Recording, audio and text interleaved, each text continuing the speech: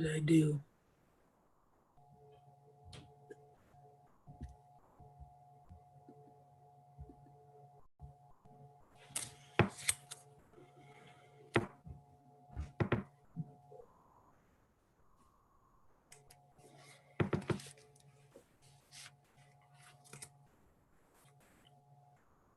You probably hit your stop video, Mark. I tried to mute myself and I went off. Stop video's right beside it. Okay. Only problem is I can't see the button I need to push to start the video now.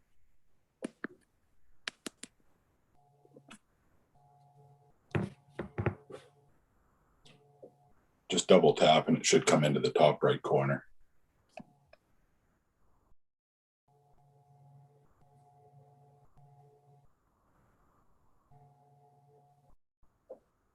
We are on YouTube now, Mayor Allen. Yeah, thank you. We can go then. Council staff, welcome very much to the council meeting of Wednesday, May 12th, 2001. It's we'll open the meeting, call it to order at 7:02. Brandon, good to have your presence. We regret the absence of Councillor Bartlett this evening. We wish him well. Today's meeting is being held as a virtual meeting due to the declared emergency. In order to keep everyone safe, we are taking this measure to help stop the spread of COVID-19. Today's meeting may be streamed live as well and recorded and published on the Southwest Middlesex YouTube channel. Council, I'll ask for a disclosure of pecuniary interest. Is there any member of council declaring a pecuniary interest and the general nature thereof? Seeing none, we'll move on from that. Additions to agendas. The agenda, item number 3. We have an attachment that's been recently added to the economic development report.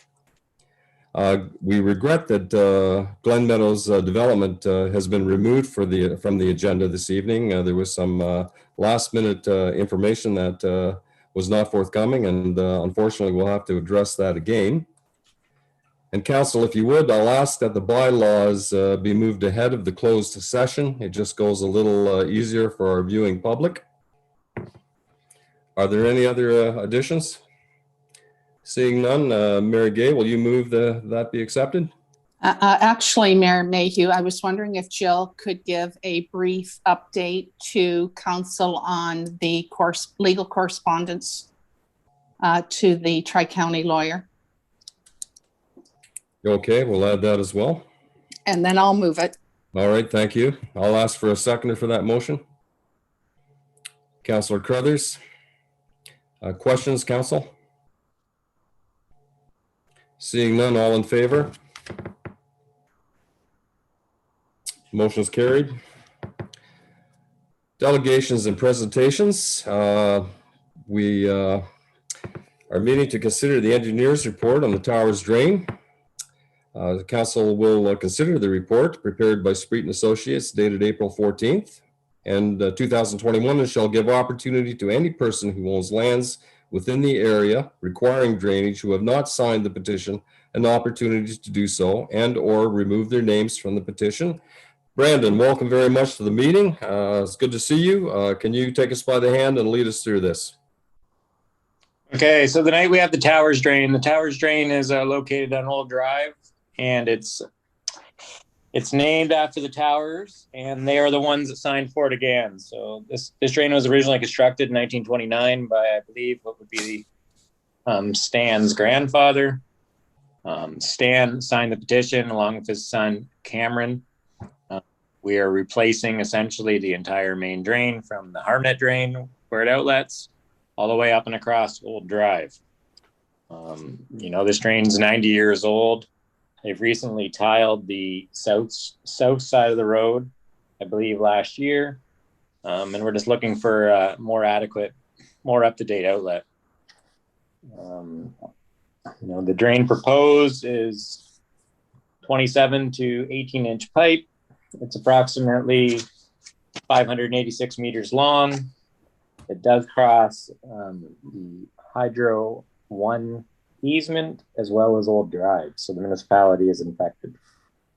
The main owners are the towers involved, but there is a couple others, mainly Don Crawford and, well, it says McEachran Farms, but I believe that's switched hands since this report. The entire project is estimated at $112,000, and most of it is being picked up by the towers. But if anyone has any questions, I'd be happy to answer them.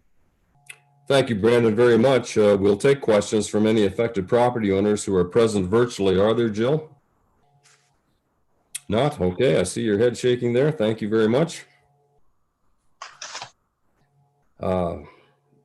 In the 5-step process here, requests from those present virtually to add or remove their names. There are none. Council, these are questions I have to ask. And it is our turn to ask questions. Council, should you have any, direct them through the chair to Brandon. Any questions on the drain? Seeing none, our departments have looked after it so well. That's good. Council, the decision is before you, that council accept the engineer's report in reference to the tower's drain and refer to the bylaws section for first and second reading for provisional approval. May I have a mover? So move. Thank you, Ian. Seconder, Councillor McGill. Questions? All in favor? Motion is carried.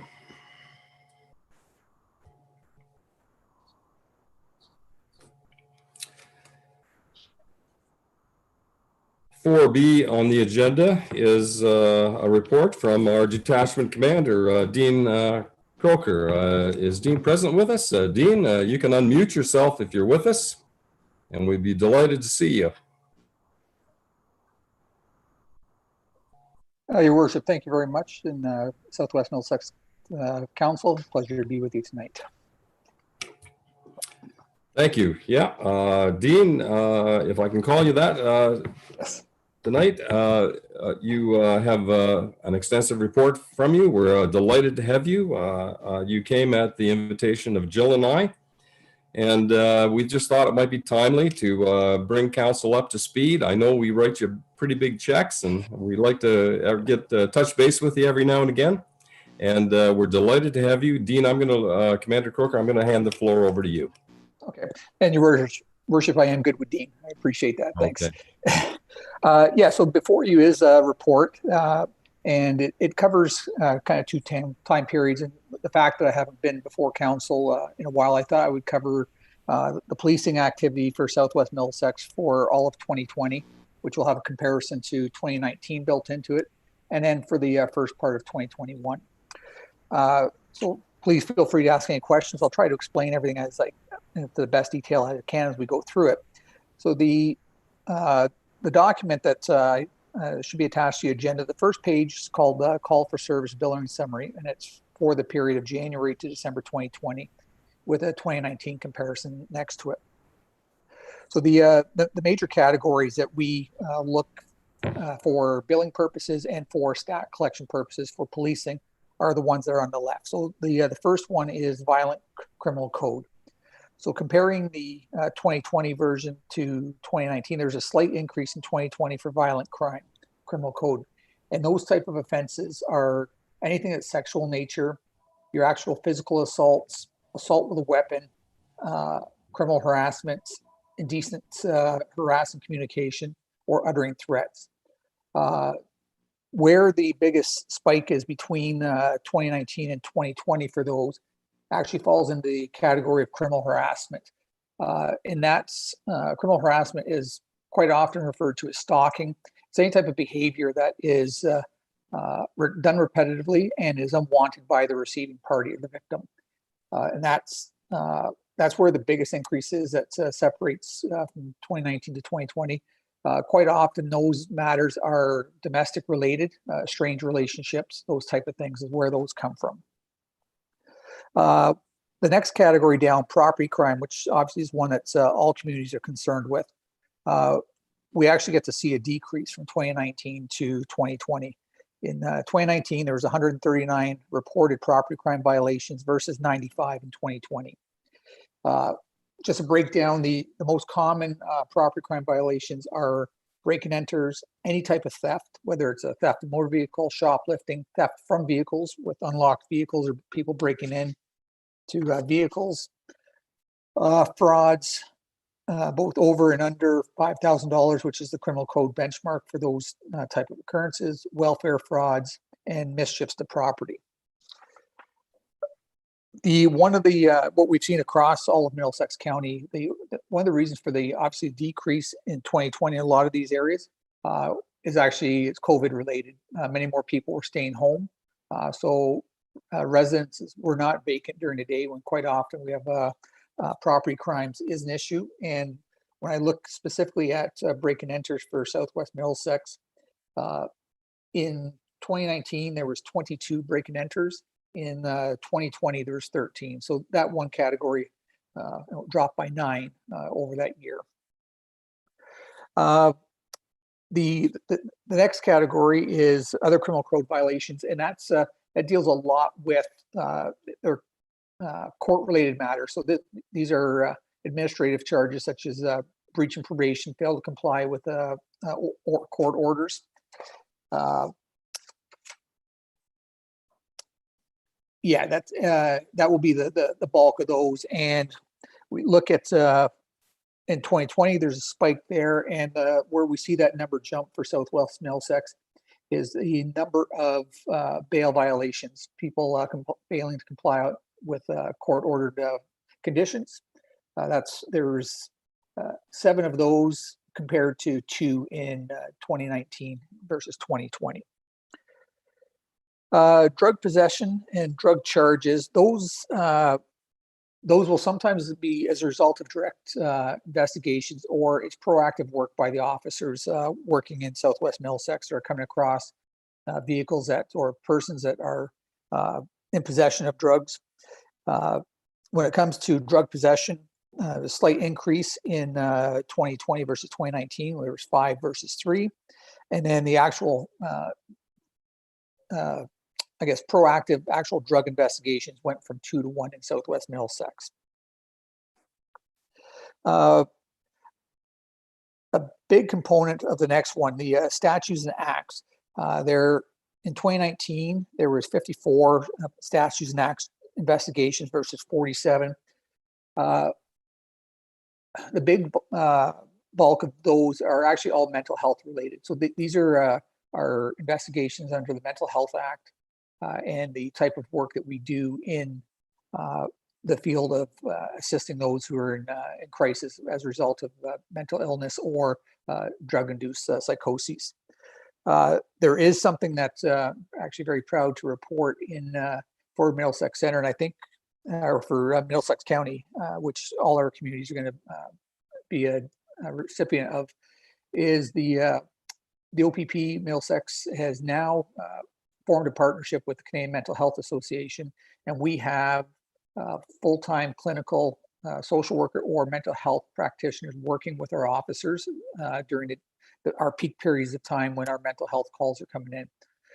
The benefit of that is immediately when somebody is in crisis for a mental health issue, the officer is attending with the clinician in the car with them, and the clinician is now able to start dealing with the mental health crisis and suggesting or taking the appropriate action, where prior to our partnership with Canadian Mental Health, what often happened is as much training as police have received in mental health over the years, and it's gone leaps and bounds from when I first started, but we are not experts in mental health. So quite often what would happen is the officers would take that person to hospital, take them before medical staff, and see if they needed to be officially admitted to hospital under mental health. What we're seeing now is with the clinician is that person who's in crisis is getting proper care right at the scene, where taking them to the hospital may not be necessary. That they're able to get proper referrals, get proper diagnosis to start off with, and then to take the appropriate actions on the scene, so that we don't have to take a person to hospital. And it helps with, as we try to deal with the stigma of mental health, that it is an illness. it still is not a positive sight when you see somebody sitting in an emergency room department waiting room with police. It draws just everybody's attention, and that doesn't help with the stigma. So what we've seen since our program started in November is we've actually had 46 diversions, and these are stats that I received from Canadian Mental Health Society, is that we've seen 46 diversions from hospital out of the 66 calls for service, mental health calls that we've had in the county. Not only is that a time saver for police, but the true benefit does go to the members of our community who have been in crisis, needed help, and they were able to get proper help quicker as opposed to being put through an emergency department waiting room and waiting to see a doctor at that point in time. So what I would imagine we're going to see in the future with these reports is that our actual mental health calls are actually going to start to drop because we won't be having the calls will still be coming in, but we'll be having proper service at the door so that we don't have to take them to hospital. There's transportation, and we actually have for all of West Region for the area of the OPP in our communication center. To add on to that, we now have 24/7 mental health clinicians working in the communication center. So if somebody calls in for a crisis and it can be dealt with over the phone, that call doesn't even go to the police. It's diverted inside the building to the mental health worker. We can now start working with that person to see, and if the clinician decides that visit is required, then it will get referred to the police. But if not, it's not even coming to our attention, and it's being solved that way.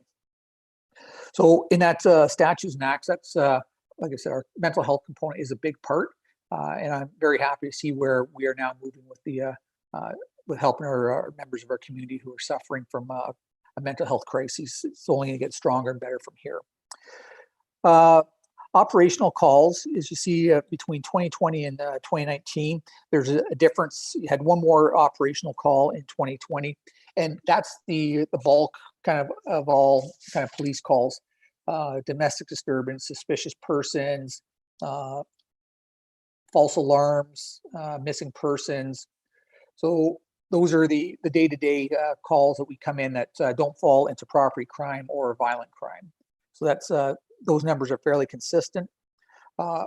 Operational number 2, that next category where you had 104 in 2020 and 173 in 2019, a lot of that deals with 911 hang-up calls on cell phones, missed dials, alarm calls, false alarms, and it's nice to see that those numbers are going down. And the traffic components, that's just I'll break that down a little bit more in detail near the end of the report. But that's just the amount of types of accidents that have occurred in Southwest Middlesex versus those 2 years. So another positive number, though 134 is still high, it's down from 2019. So that's 2020 and 2019 in a snapshot. The next page talks about the clearance rates for the 3 main crimes: violent crime, property crime, and drug crime. The one stipulation with the clearance rates to keep in mind that when these statistics are captured at the time of that the report's printed, is our clearance rates change throughout the year, because crimes that occurred in 2019 can easily be solved later in 2020 or 2021 based off of, especially when it comes to property crime. Somebody's house that was broken into in 2019 may go unsolved until 2021, where a search warrant is executed at a residence, and we're able to seize property that ties it back to a victim of a previous break and enter. So these numbers fluctuate quite a bit, but at the time of printing just last week, the violent crime clearance rate was higher in 2020. Same with property crime, and then the drug crime as well. And that's those numbers will fluctuate, and it's they're consistent with the 2019, 2020 numbers are right there next to one another. So in 2020, there was an increase in all the clearance rates for the 3 major occurrence categories. The next page is just the billing summary, just like the first page I talked about, but this is just for January to April this year. And it's now that we're slowly been kind of in and out of COVID restrictions and whatnot. So we are going to see some of these numbers start fluctuating. The violent crime code has did increase by 3, and there was no major spike in one area, but the common assault was the one that had a little bit more than it did in 2020. So the assaults went up slightly, which makes a slight difference between 2020 and 2021. Property crimes, there's a slight increase there, and still happy to report that residential break and enters are down.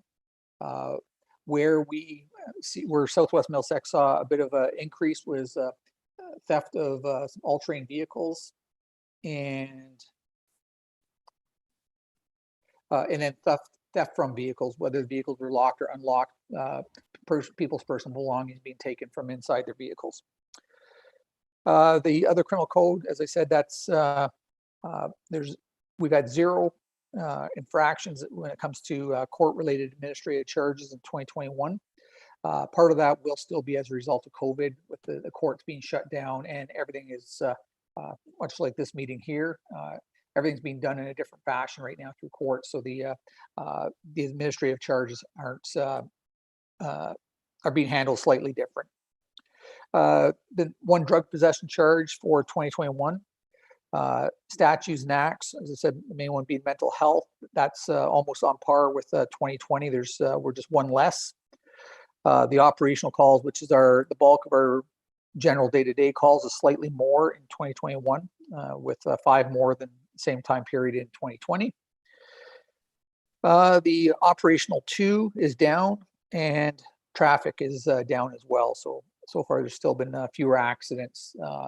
When we look at 2020 from January to April, COVID didn't really become a factor until March. So the numbers are reflective. We're hopefully in the right trend that our accidents are going to be down this year versus last year. Clearance rates for that period of time. Again, these numbers will be with it being very early in the new year. It's showing that violent crime overall in 2020 was 87.5% clearance rate versus where we are right now at 61.5%, and property crime was at 22%, and currently right now we're at 8.6%, and those investigations will still be continuing. The last page just shows the number of motor vehicle collisions, and it's broken down into the types, how we classify them. So when we're looking at 2019, and these are just motor vehicles. So I didn't include all-terrain vehicles, these are just the bulk of the ones we get. Luckily, it's not too much with farm equipment or all-terrain vehicles. So there's 105 in 2019. We did have, unfortunately, 3 fatal car accidents in 2019, resulting in 4 deaths. Personal injury accidents where somebody's taken to the hospital with minor to life-threatening injuries but survived was 10. And the bulk of our accidents in 2019 were 92 property damage. So just nobody hurt, but vehicle damage or property damage. Compared to 2020, where we had 0 fatal car accidents in Southwest Middlesex. Total accidents was down from 105 the year before to 84. Personal injuries was up slightly by 1 from 10 to 11, but overall property damage accidents were down from 92 to 72. And looking at the first 4 months of 2021, we're looking at right now 21 accidents altogether. There have been 0 fatal accidents, 5 with personal injury, and 16 property damage is where we are right now. So, Your Worship, I know that's a lot of information that I just was able to put out, but if absolutely, if there's any questions or clarification that you would like, and we can talk about some other local matters. Great. Dean, thank you very much. And again, welcome to Glencoe. That was a very comprehensive report, and we will open it up to the chair. Council, any questions you'd like to put forth to Commander through the chair? Yes, Krista, go ahead, Councillor Cal. One question I had for you, Officer Croker, was you had mentioned that some types of crimes were down as a result of everyone being home at COVID. Were there any specific crimes that were up beyond, you said, I want to say fisticuffs, but that's not the right word. Assault. Yes, actually, somewhere that we did see. Now, it didn't show up necessarily in your overall numbers, but when I look at a very detailed report, and this in Southwest Middlesex, it's indicative of elsewhere in our county, where we did see two areas where outside of the violence, the assault, was family disturbances, and it's and what we call non-criminal code domestic assaults or domestics, where it's couples arguing, family members fighting. So we did see from the previous years, we did see a spike, and that's, and I think just based off of what I know provincially is the landscape, I think that would be common across with everybody having to stay at home for most of the year. It did force people to be in environments that they weren't normally involved in. There was obviously stress and concerns over the pandemic, people not working. So these are things that we did see, and it also the spike of some of our mental health calls was a direct result of people not being able to carry on with their normal day-to-day lives. Thank you. Thank you. Yes, Deputy Mayor Wilkins, go ahead, please. Wrong button. Thank you very much, Officer Croker, for coming tonight and giving this report. It's very much appreciated. I get phone calls and concerns from citizens in Melbourne and Wardsville, not only on Longwoods Road, but also on Haggerty Road, and cars going at a high rate of speed through Appin. This is not occasionally, it seems to be on a regular basis. Is there any possibility at all to get more OPP presence out in those areas on, random visits? No, absolutely, Deputy Mayor. We can easily arrange that, and I will. I'm going to actually make a note right now. So we have in Middlesex, we have a traffic unit that's. And that's essentially what they'll do is when we get complaints from municipalities, we'll send them to the community's hotspots that come in as concerns. We have been in Appin before. It probably has been a while since we've been there, but I appreciate you bringing forward the concerns of that area, and we will be in that area. I promise you that. Okay. The other two areas are areas of concern as well. If you could just mark that down as well. Wardsville's and Melbourne, both on Longwoods Road and Haggerty Road in Wardsville. Okay. There's always complaints on that.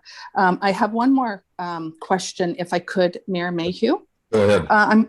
There's an OPP news portal that goes out to some former council members. I'm wondering if that could be updated. Yes, I will look into that. I think, and that's why I've got to just verify. I believe there's been changes to that news portal, and it's not being renewed. So, but please, I'll find that out for sure tomorrow morning with our media officer, and I will get back to you on that. Okay. And then I would. Sorry, go ahead. No, and then we can have that. If we're able to add, then I'll have that dialogue with you, and we'll get the appropriate people added to it. Okay, thank you very much. I appreciate that. Council, any additional questions? Please raise your hand. Yes, Councillor Kell, go ahead. We recently put up speed radar signs, I believe, within the last 18 months for ourselves. And we do have access to this data on a regular basis. And I know that it is available to the OPP upon request, but not that it's also not anything that would hold up, but it's more of an information basis. Have you ever made use of that? And do you find that to be a useful tool within a community? Yes, we have used it. And again, throughout the whole county, we've had the same information that's passed along.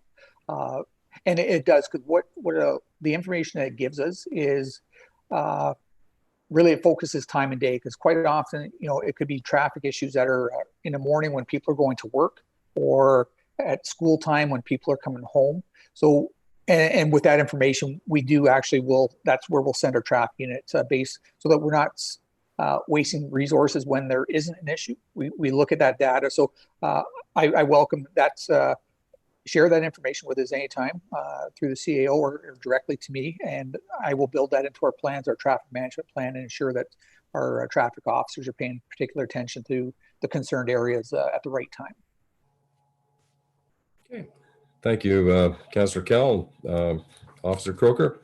Any further questions, Council? Yes, Councillor Scholdice, go ahead. Thank you. Through the chair to the detachment commander, I'd like to commend the officer involved in the incidents with protesters at the post office in McNaughton's this past week. He kept a cool head during difficult situations. And I'd also like to pass along that the local businesses were appreciative of the police presence on Friday here as well. Yep. Thank you, Councillor Scholdice. Yeah. And we submitted those same remarks to Councillor Croker. We did. Yeah. Any other questions? Officer Croker, before I bid you adieu, the mayor has one question. I was just wondering about the staffing levels in the Southwest Middlesex area. There has been some retirements and perhaps an officer relocating as well, I had heard, to another district. Are they consistent, or have they changed at all? Could you comment on that? Yeah, so you're absolutely right, Your Worship. There have been some retirements, and there has been a member that's transferred out. We are actually getting replacements back in, and they are going to Southwest Middlesex. So we have some officers that are. Some of it is health related, so I'm reluctant to be able to speak too much about it for privacy. But we do have members that are coming back to work that will be posted to Southwest Middlesex, and we do have. We'll have members before that, but in September, I believe it is, we will have a recruit that will be posted with a coach officer that will be posted to Southwest Middlesex and start his career be in early September. So the numbers that have dwindled as a result of retirements are now being replaced. Good. Thank you. That's good news. I was concerned about that. Yeah. Okay. Well, we wish you farewell, and we want you to keep safe, and thank you again for all the services you provide, you and your officers. There's not a day goes by we're not thankful of that, so thank you very much, and safe journey. Your Worship and Council, thank you very much for this opportunity. And if I could just add, Councillor Scholdice and Your Worship, the comments about the last week's incidents are very much appreciated. I've shared them with the officer and our detachment to know that we do have support. And it does go a long way. So with that, I thank you very much, and we look forward to many more years of working alongside you. Good. Thank you. Good night. Thank you. Council will drop down to 4C, Southwest Middlesex website. Sheila McCann, Economic Development and Communications Officer. Sheila, this report's been expanded a little bit. Since the first agenda, we'll hand the floor over to you, and you can walk us through it. Thank you. The first that I'll be doing tonight is the website presentation.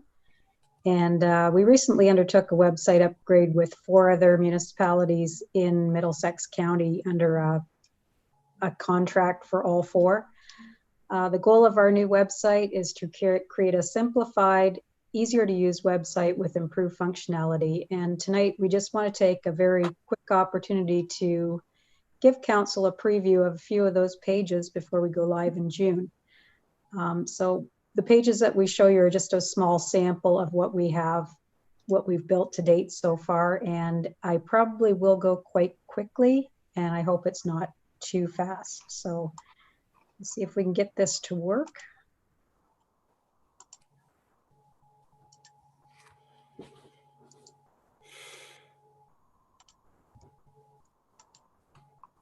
Okay, and if everybody can see the train station picture.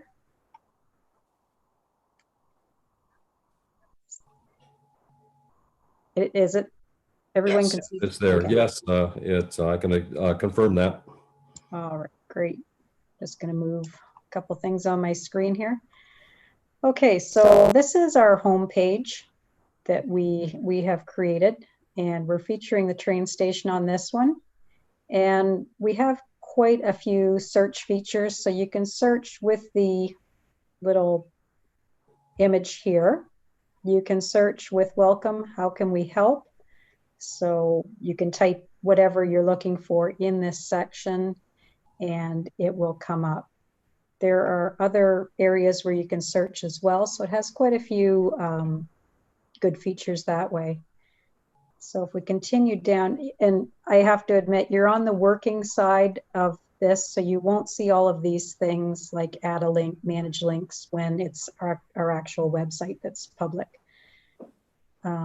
So in here, here's another selection of pages that seem to be some of the most popular.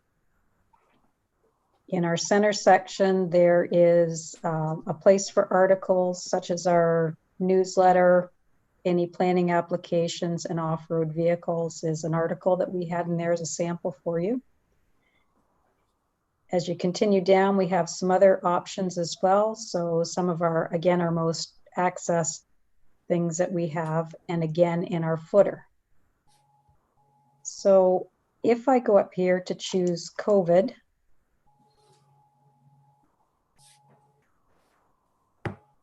we have a good image on there. And what we've chosen to do in this area for COVID, we've linked to the source information and highlighted without going too overboard into details that people will need to navigate the situation that is at hand presently. So we've got the public health measures and advice. So we have links to the province and the health unit and to our mask bylaw. Section on local services. And as you can see, these accordions, you can open them and close them. We've got financial supports, agricultural supports, food bank information, and how to report violations if you so choose. Again, I'm going to go quite quickly, so I apologize if it's too much. So if we go back to the home page, and we go down, and if we, let's say we want to look at the off-road vehicle article. The picture pops up in full, and there's our article that we have.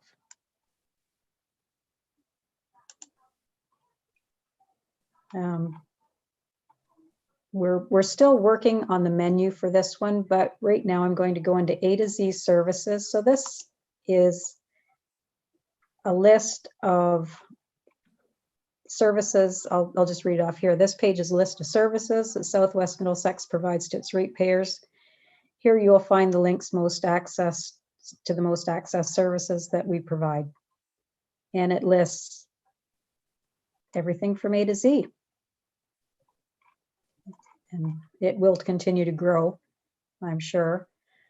I'll pop into a couple of them. One of the first ones we'll look at is billings and payments. And I'll just quickly show you that we've tried to make it a very functional page. So we have staff contacts at the top of every service page that we have. We've got information about your utility bills, tax bills, property tax information. And they're broken down into receiving your bill, paying your bill, even moving, what to expect if you're moving. There's a fee for setup. Then we need a final read, other contact numbers when you're moving that are important, things like that. And then we'll go quickly to building services. Again, we've got contact people up at the top. What is a building permit and all the things that you need to think about when you're doing building. How to get a building permit. With cloud permit, we decided that we needed a little bit of extra information here, and we were able to insert a video into this section. So you can go right to this play button and it will play a 6-minute video on how to actually go into the program and then complete an application for a building permit, which is fantastic. So we've tried to put as much support in there for the public as we can. Garbage. And on every page right now with COVID, we've tried to put a link to the COVID-19 updates and information page so that we're not updating each page for each service. So we have our updates on the COVID-19 page, which simplifies it for the staff doing the work. So here we have waste management contact and the staff that are directly involved in there. Something we've added for this section that we haven't had before is when someone has larger items that they can't transport to the transfer station, it gives a couple options for dumpster rentals if you're doing a home renovation, and that's through waste management.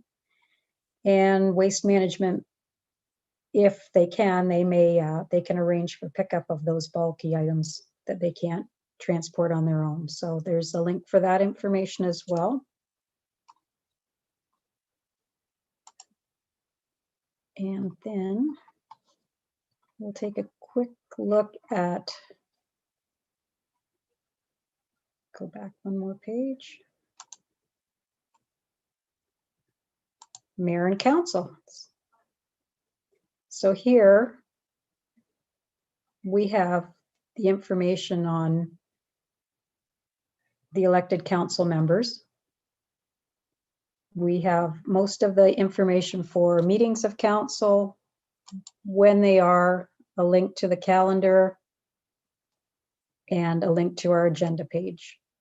If you want to make a deputation, I'm just going to close that down. So another part of this is we're trying to work with more automatic forms with this. So if someone wanted to apply to speak to council at a meeting, we have a form available that would go directly to the staff members that would be reviewing the request.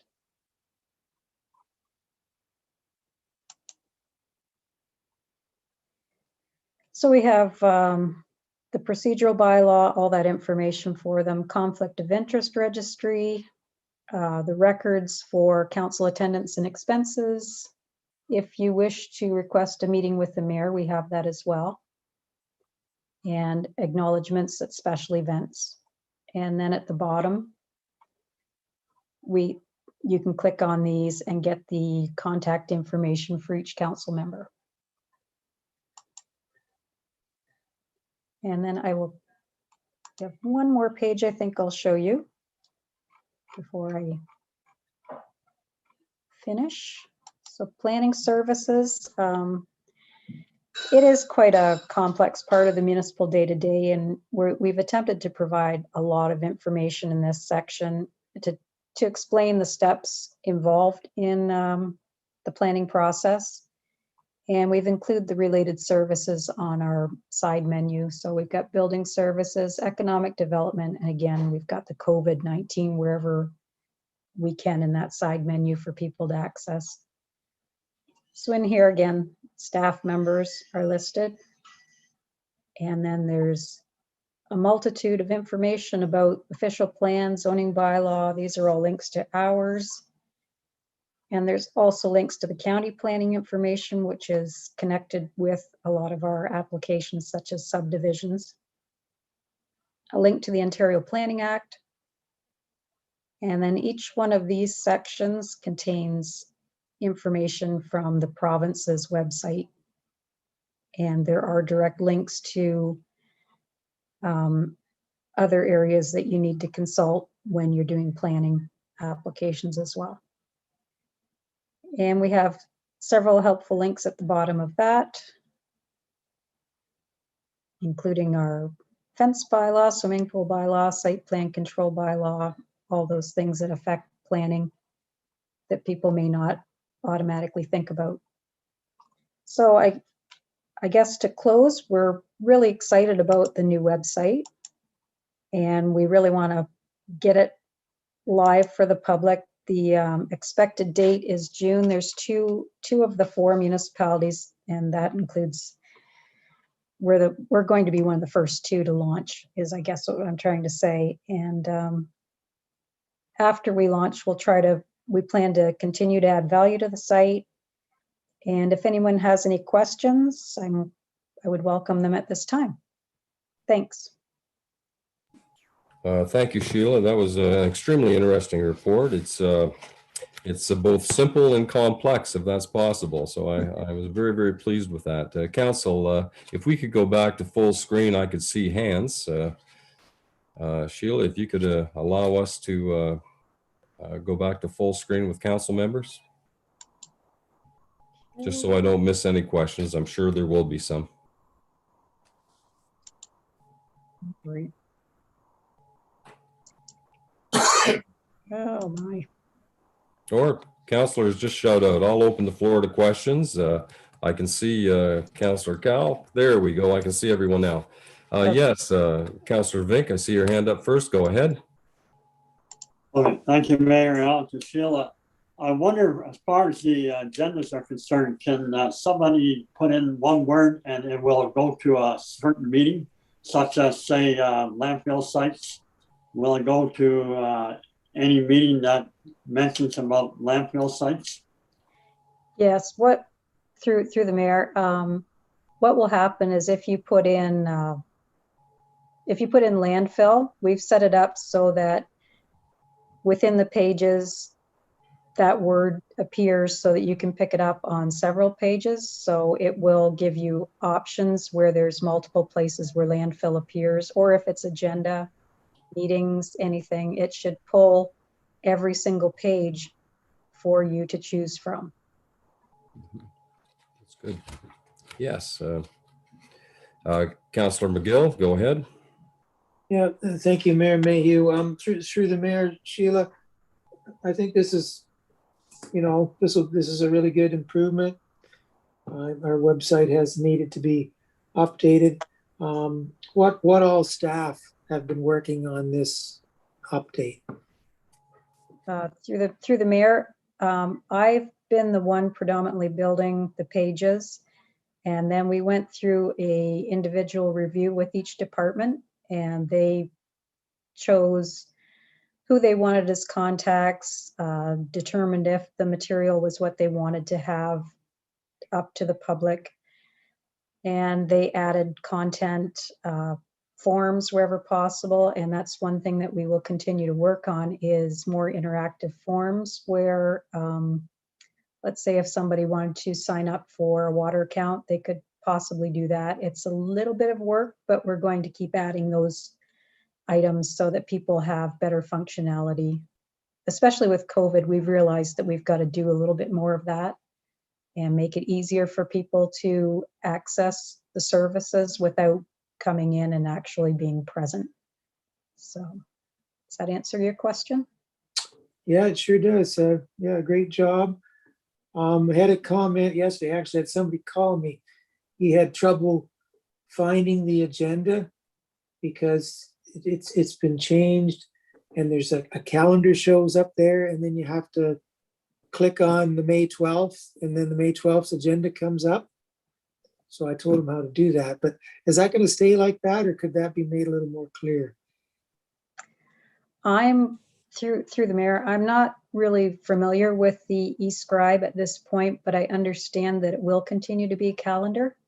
Jill or Denny may be able to answer that better than I could. Yeah.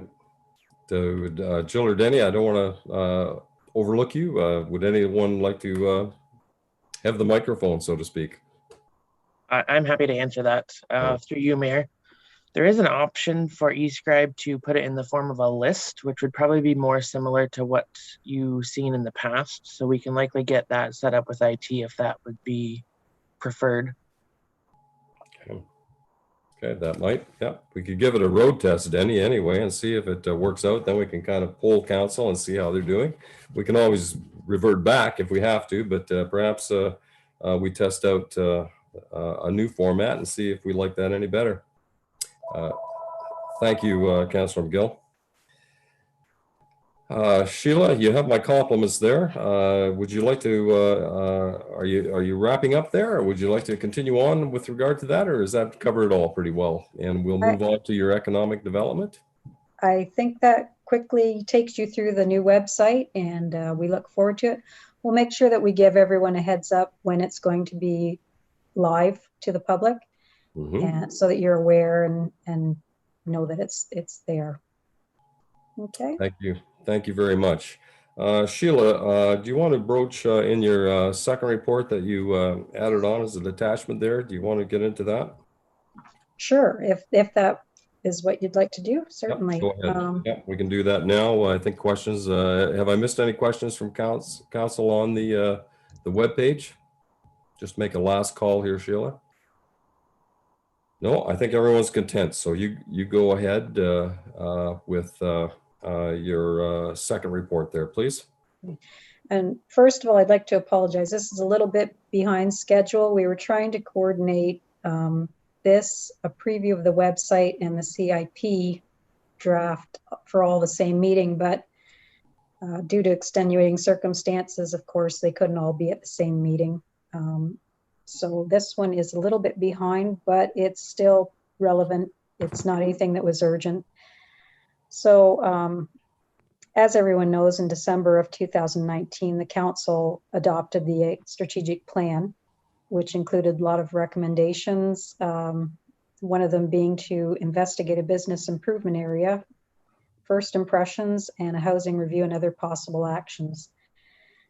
The first three recommendations that you see on your report, the BIA, the signage, and cleanup day, are projects that our committee members have been quite passionate about and shown great interest in. These three do relate back to the Economic Development Strategic Plan as part of direct recommendations and/or first impressions recommendations.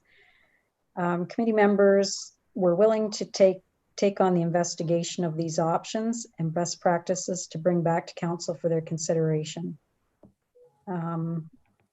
The next portion, I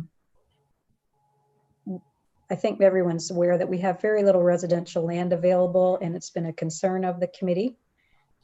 And we understand that the official plan and the zoning bylaw will be reviewed in the near future.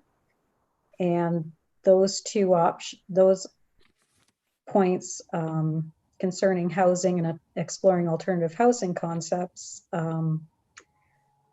they come directly from the strategic plan, and we just want to get that to the planner and all those who are making those decisions to give them a heads up to include them in their considerations when they upgrade the official plan and the zoning bylaw documents. And then the brownfield property is also a regular topic of discussion and also mentioned in the strategic plan. It's been kind of a lower priority because of the condition of the lands and what we should do with them.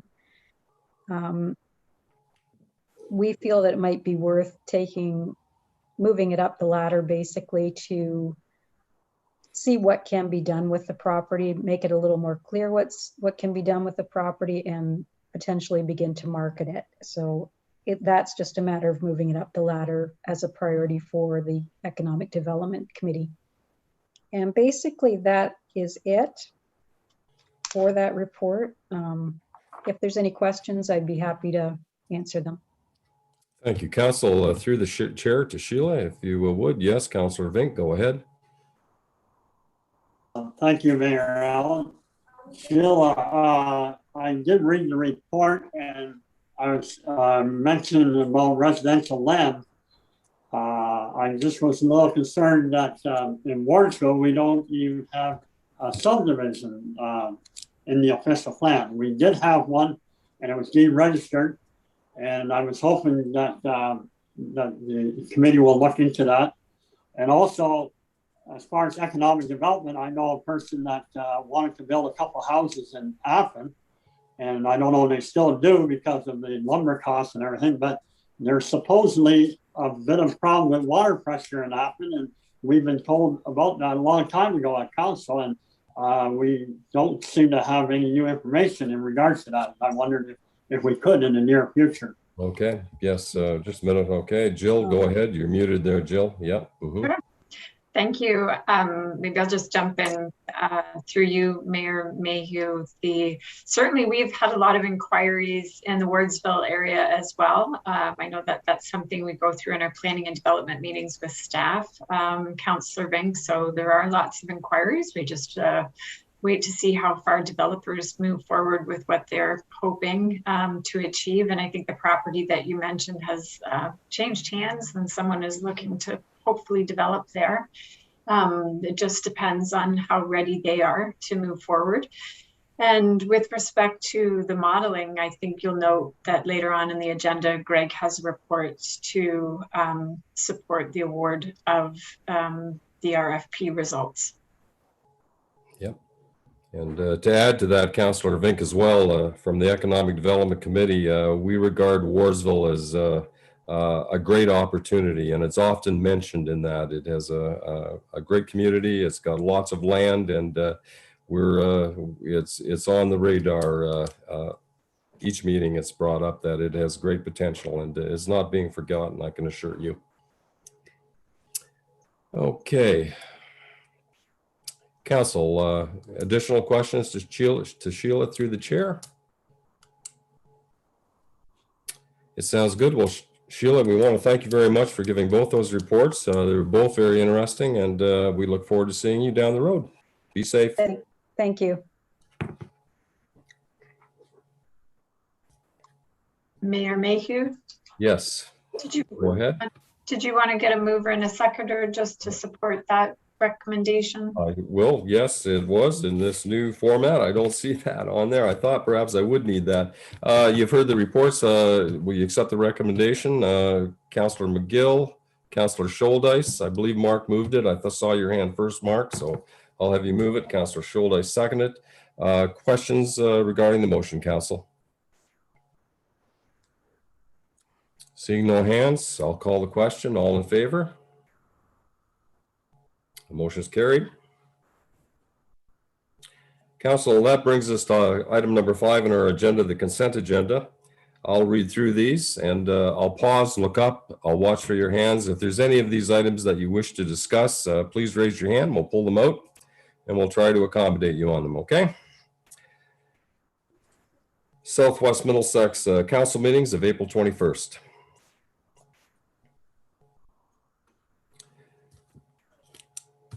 Southwest Middlesex vouchers. Southwest Middlesex building report. I see $426,000 of building. County Council report.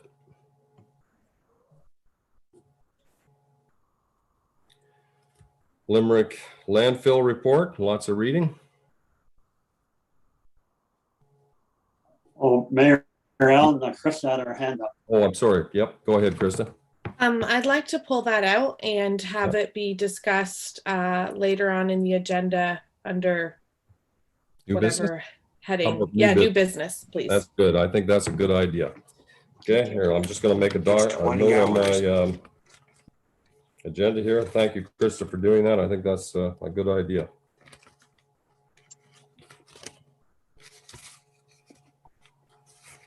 Okay. And Martin, did you have a question, or was that in pertaining to it? No, that's for later on. Later on, I have a question. All right. Thank you. Resolution Township of Mono. Cannabis enforcement. I always look at Ian when I have correspondence like this. Yeah. Resolution of Township of Archipelago regarding Phragmites. Yes, Krista, go ahead. I'd like to move that we support this motion. And I would be most happy to entertain that motion. Is there a seconder for that?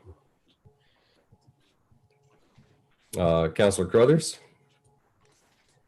Questions regarding the endorsement? All in favor? Yeah. Yes, Elgin County are making great results on that, and we'll have to look into this. Resolution Chatham-Kent, robust and healthy community news. Yes, Krista, go ahead. I think that we can all agree that social media is not a place that we should be doing research, and that professional news media, while we don't always agree with it, needs to be funded at provincial and federal levels. So I think we need to be supporting this motion. Yep, I think so too. There's been a lot of takeovers in the news media. There's not as many players today, and I can see why Chatham sponsored this. They were very close to the radio station, but I think they're with Chorus Entertainment now, and they're a multinational, and it's not as quite as local. But yes, that's good. Is there a seconder for that? And I support that. Seconder for Councillor Cal's recommendation. Thank you, Councillor Crothers. Is there discussion from anyone?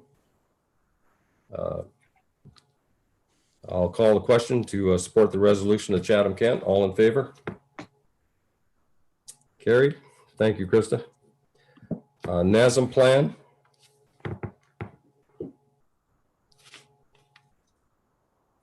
Don't see any hands.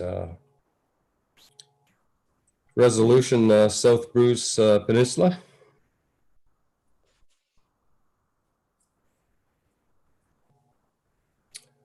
Okay, don't see any hands. Shelburne letter to Premier Ford regarding sick leave.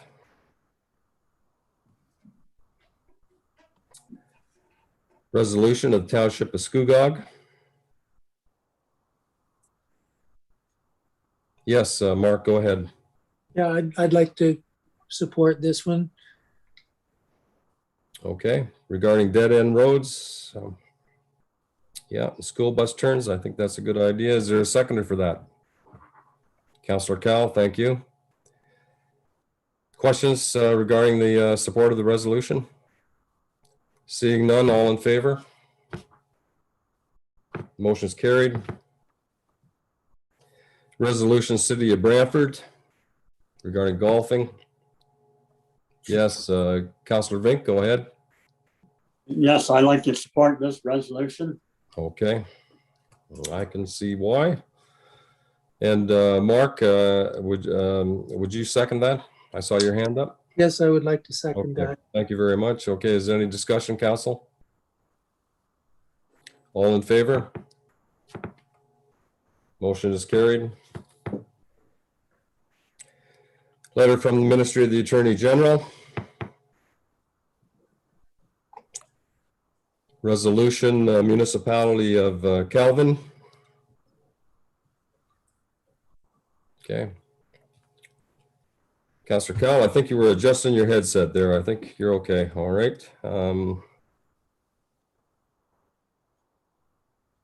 St. Clair Conservation Authority conversation update.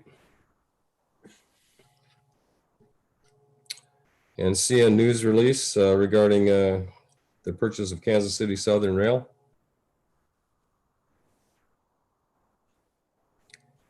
Resolution from the municipality of Livingston.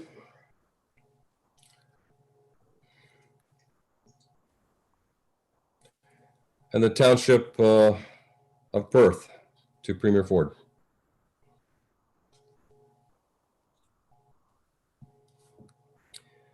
And the last is Community Safety and Policing Act update. Jill, could you give us a brief update on that? I know you did some work on this. Sure. Through you to council, this was just a bit of a reminder, knowing that we had the detachment commander here as well tonight, to let you know that there'll be a requirement to make a decision in the very near future with respect to governance structure for a Middlesex detachment. Southwest Middlesex hasn't had a police services board overseeing policing, and nor have most of the other municipalities within Middlesex County, except Thames Centre has had one for quite a while. And Strathroy Careduck has their own because they have their own police force. So this is the ministry is driving this change, and there was an opportunity to attend a session last year, really before the pandemic started, and I provided a bit of an update report at that time, but just wanted to let you know that there'll be the need to make a decision in the near future. Southwest Middlesex staff have met also with fellow members of administration and other municipalities to discuss what the options might look like. And I think we'll be narrowing down on a joint recommendation for each of the councils to consider. And then if each of the councils agree, then put that recommendation forward to the ministry. And if we don't come up with an opportunity to chart our own course, then the ministry apparently will tell us what the best option is for now. The other piece of it is that the ministry has asked municipalities to engage with First Nation communities, each of the 3 neighboring First Nations within the detachment area. They each have their own police force, but received some assistance from the OPP, and I understand work fairly closely with them, but they have the option to have their own force. So we'll just give them a little more time to see if they want to do something jointly, or perhaps later in the future they will, and we'll go from there. Okay. Thank you, Jill, very much. We'll look forward to that. Council, we've worked our way through that. Would someone entertain a motion that the minutes of April 21st be adopted and the balance of the correspondence be accepted, other than the items? So moved. Thank you, Deputy Chair. Is there a seconder for that motion? Councillor Scholdice, thank you. Discussion? All in favor? Carried, Council, thank you. Proceeding on, item number 6 on the agenda, Committee of Adjustments. There are none, Jill, and you correct me if I'm wrong. You're right. Public meetings, I don't have any. And we are into staff reports. We'll be in 8A fire. Chief Sewell's off the hook tonight. And 8B, economic development projects. We've dealt with that, I guess so. And unfortunately, Council, I regret to inform you that Glen Meadows subdivision development is not on the table tonight. I know we were all looking forward to that, and we anxiously await the return of that piece of business. And I know staff did their best, but it just wasn't forthcoming.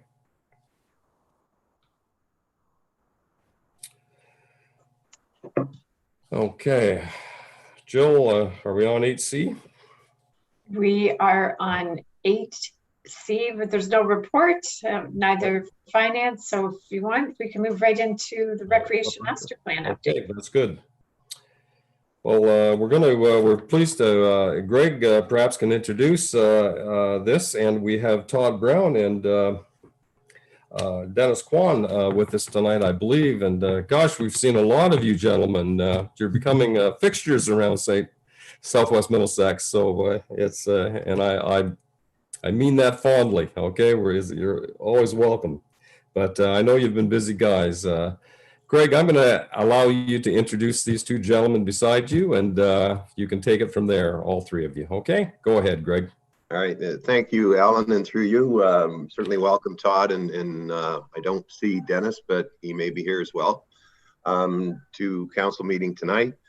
As part of the RFP and the Facilities and Rec Master Plan process, this is a night where Todd will present the consultation process that we've gone through in the community and the results of that consultation process, as well as kind of outline the next steps that Monteith Brown will be going through to create the draft master plan. So I welcome both Dennis and Todd on behalf of staff.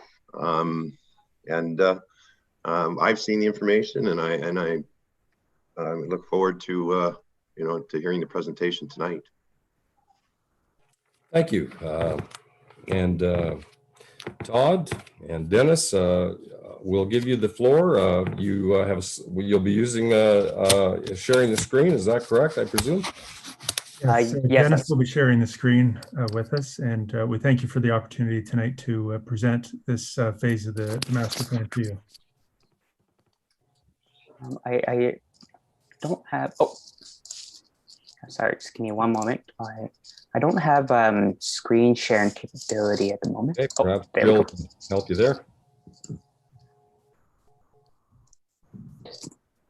There. Perfect. All right. Dennis, we got you up. Yep. Perfect. Thank you very much. So thank you, Mayor and Deputy Mayor and Mayor, members of council and staff for having us tonight. My name is Dennis Kwan. I'm Senior Planner with Monteith Brown Planning Consultants. And joining me tonight is Todd Brown, the Principal Planner of our firm. We met with you last in February, where we presented the Phase 1 report for the master plan. And we're back tonight to present Phase 2 of the report, which summarizes the consultation activities that have been completed to date. So as a reminder, the purpose of the master plan is to establish strategies to meet the needs over the next 10 years. It's a broad plan that looks at a number of areas, including recreation and culture infrastructure, programs, services, parks, trails, and service delivery. In terms of the project update, we've just completed the consultation phase, and I'll speak to each one of these activities throughout this presentation. We offered a number of opportunities to engage the public, as we want to ensure that anyone who wants to provide input can, and we also continue to welcome input as the plan is prepared. The content presented in the report highlights what we've heard from the community, but it'd also be important to remember that what's in the report may not necessarily lead to a recommendation. We'll need to weigh what we heard with other inputs, including trends, demographics, and best practices in other communities, as well as other priorities in the municipality. There may also be instances in the report where there's public comments may not necessarily reflect the municipality's actual level of service. So this may suggest that there may be a need to improve awareness or communication in the community. So this will also be something that will need to be considered as the master plan is prepared. So once the draft master plan is prepared, we'll also be re-engaging the public again for their feedback prior to finalizing the plan for council. So in terms of project awareness, the municipality used several tools to promote the consultation process, including a project webpage on the municipality's website, promotion through community stakeholders and social media, as well as road signage and word of mouth. And we thank staff for their promotional efforts in raising awareness about the master plan and how the public can get involved. So a virtual public information center was held, and we developed information panels that were displayed online for the public to review at their time. The purpose of the public information center was to help raise awareness for the master plan, as well as highlight key considerations, as well as to promote ways for the public to get involved. So we completed a community survey to collect participation preferences and priorities among residents. The survey was available online as well as through hard copy, and we received 234 responses from residents across the municipality, including those living in and around Glencoe, Appin, Wardsville, Melbourne, and Middlemas. And because it was not a randomly selected survey, we don't consider the results to be representative of the entire population, but it does give us an indication of what residents like to do in their leisure time, as well as where their priorities are. So this graphic here summarizes the top 10 most popular activities that respondents did prior to the COVID pandemic. Walking and hiking for leisure was the most popular activity. And this is a common result that we see in every community that we work in. It can be done by anyone. They can do it in their own neighborhood, and it doesn't cost them any money to do it. Other popular activities that were mentioned included going to special events, enjoying parks, using playgrounds and splash pads. What these activities have in common is that they're all passive and unstructured activities where they can just go out and do it in the community. And these activities are generally consistent with what we see with participation trends across the province. Team sports such as hockey, soccer, those tend to rank lower in popularity, which it's common in other communities as not everyone plays sports. And we have some arts and cultural activities as well that tend to rank a little bit lower as well. So we asked the public what parks, recreation, and culture activities they would like to see offered in the community. On the left, we have the top 10 parks and recreation requests. The top request was for walking and hiking trails.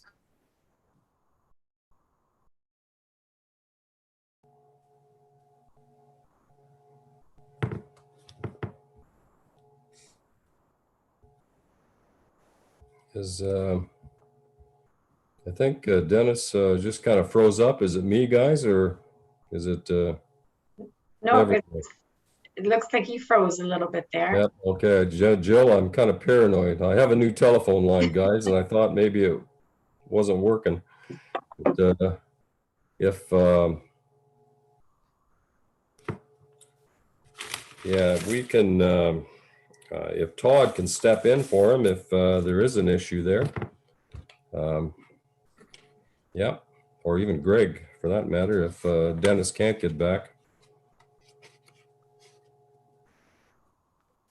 But we'll give him a few minutes to get through his technical difficulty there. Yeah, I don't see Todd either, but there Dennis is back now. He's unfrozen. Yay! Dennis, you're back. Sorry about that. Sorry, I apologize for that. I'm not sure what happened there, but I thought I got booted or something, but I'm back. Just give me one moment to share my screen. I apologize for that. No problem.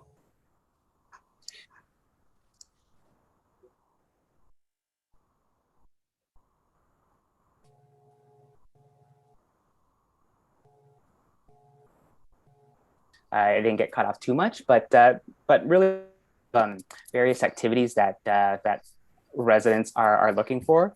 So the next step is really to consider what is needed. Can the municipality support these activities, or are there opportunities to work with others to provide these services? So respondents were asked how important various facility types are, which are represented by the green. And then we also asked them to rate how satisfied they are with these facilities that are offered in the municipality, which are in red. And so where satisfaction levels are lower than levels of importance, this tells us that community expectations aren't being met. So we can see that public expectations aren't being met for each of these facility areas, which suggests that there are improvements that can be made in all areas. But we see that the biggest gaps are in recreational trails and pathways, as well as for arts and cultural spaces. So these will be important considerations moving forward as we develop the master plan. So we asked respondents if they would support additional investments towards improving or building new facilities. So there was a high level of support for playgrounds, fitness centers, outdoor pools, and splash pads. Team sports ranked lower, and this is typical again. But through the stakeholder consultation, we did hear that there is a desire to reinvest in facilities such as the Glencoe Arena. Support for arts and cultural spaces also ranked lower in priority, but as I mentioned earlier, satisfaction levels for arts and cultural spaces were low. But through other stakeholder consultation activities, we did hear that there is a desire to improve existing assets, such as the Glencoe station and other facilities, in a manner that can support more arts and cultural activities. So in addition to the community survey, we held 2 stakeholder focus group sessions, and those sessions were attended by 15 participants representing 11 organizations, including sports groups, service clubs, and arts and cultural groups. The sessions provided an opportunity for groups to give us their input for the master plan, as well as to share their experiences and identify opportunities or improvements. We also undertook workshops and interviews to gather local knowledge and experience, as well as to create buy-in for the master plan. So we held workshops with frontline staff, as well as we engaged the Parks and Recreation Advisory Committee. We also held individual interviews that were conducted with members of council, as well as management staff. So through all the consultation activities that were undertaken, there were a number of consistent themes that we heard, and we've summarized them here in no particular order. So as I mentioned before, there's a demand for self-scheduled activities, and there tends to be a trend towards more drop-in programs or activities that residents can participate on their own time, such as walking or going to special events. The pandemic has certainly influenced the way that residents participate. So we heard that there's a greater use of parks and walking, as well as reduced participation in organized sports. And we also heard that the long-term impacts of the pandemic is still an unknown, but over the short term, we can expect that participation levels may be lower than historical levels moving forward. There's a support for trails and establishing more connections. It was clear that trails was a high priority in the community. Existing pathways in Southwest Middlesex are primarily sidewalks within built-up areas. And some participants through the consultation mentioned that they also walk on roads because of the lack of trails and pathways. So there is a more desire for connections in the community, as well as linkages to destinations such as the Big Bend Conservation Area, for example. And the distribution of parks, recreation, and culture services also needs to be considered. There was a general feeling that most opportunities are concentrated in Glencoe. And it was recognized that Glencoe is where a lot of the residents live, but there was also a need to ensure that there are opportunities available in other settlement areas and rural areas in order to provide a balanced distribution in the municipality. Groups, they also appreciated the municipal support that they receive, and they felt that the municipality should continue to provide facility space while filling in service and program gaps in order to minimize program duplication. As groups expressed that they didn't want to be competing with the same number of participants with the municipality. Building awareness of parks and recreation and culture services was seen as an area for improvement. Not everyone was aware of what's offered in the community, so suggestions were made for marketing and awareness, using social media, using the website, and ongoing communication with stakeholders. Reinvesting and repurposing facilities and parks. There was a feeling that the municipal parks and facilities should be community focal points and activity hubs. Glencoe Arena and the surrounding lands was mentioned as an example. It was indicated that these types of activity hubs should be places where people can gather, and to achieve this, there was support for reinvesting in infrastructure and repurposing underutilized amenities to focus on community needs.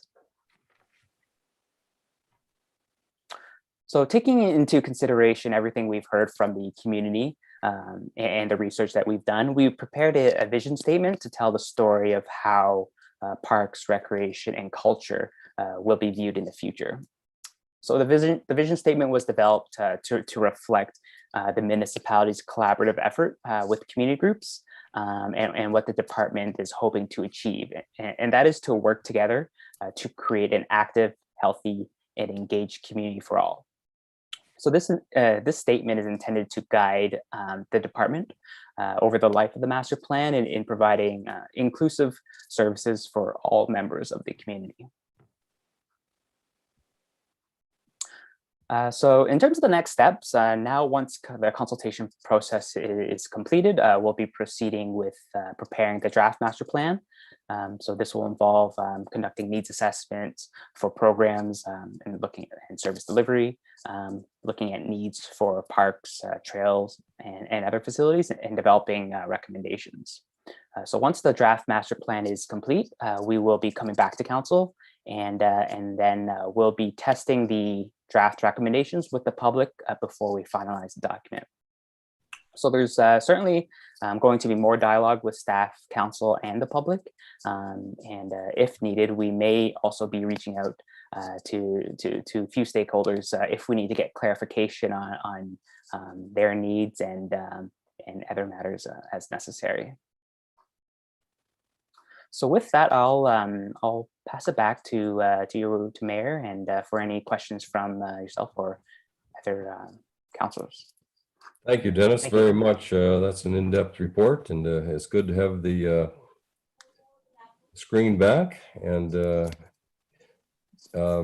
Council, Greg, do you have your hand up there? Yes, if I could, through you, Mary Ellen, to Dennis. Dennis, I know on your one slide you had listed the hamlets itself, but I do think it's appropriate also to speak to you know, our residents that live in farmland and in the rest of Southwest Middlesex. So can you just kind of give a little bit of a background? I don't want people to think that they have been forgotten in this process. Yeah, certainly we understand that there are also needs in rural areas, and through the engagement process, we work with staff to engage all members of the community. So it wasn't necessarily just residents living within settlement areas. So we thank Alex and the others for promoting the survey as much as possible, engaging all residents in completing the survey and participating in the process. Great, thank you. Council, if there's questions you'd like to put forward to Dennis or Todd, it's an opportunity to do it now. I'll watch for your hands.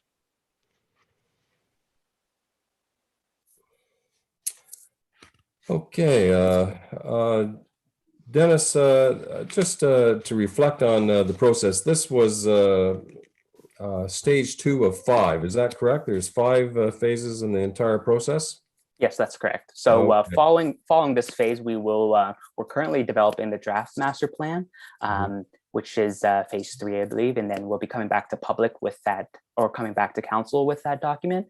Phase 4 is, I believe we'll be re-engaging the public to test those recommendations, and phase 5 will be finalizing the document, making any adjustments based on comments from staff, the public, and council.